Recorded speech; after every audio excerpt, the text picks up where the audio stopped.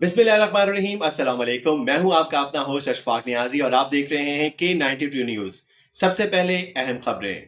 Nawab Shah bureau chief Iqbal Mughal की news bulletin में शामिल करते हैं, जहां काजी अहमद बाईपास पर सिंध हुकूमत की जानिब से गैर कानूनी टूल प्लाजा की तामीर, शहरियों और ट्रांसपोर्टर्स का काजी अहमद बाईपास पर एहतजाजी धरना, मुजाहिरीन की शदीद नारेबाजी।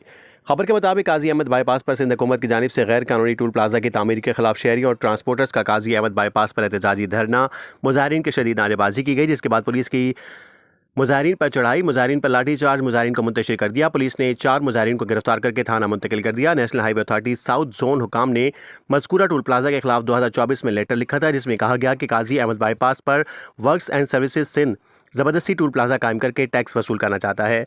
मेंबर साउथ जोन NHA ने वाजे किया था कि कौमी शहरा काजी अहमद में नेशनल हाईवे पर 12 ही टूल मौजूद थे। सिंध हुकूमत की जानिब से टूल प्लाजा कायम करना गैर कानूनी है। NHA के लेटर में मतन 3 बार पहले भी काजी अहमद बाईपास पर गैर कानूनी टूल प्लाजा तामीर किया गया था। अब चौथी बार दोबारा टूल प्लाजा तामीर किया गया है, जो गैर कानूनी है।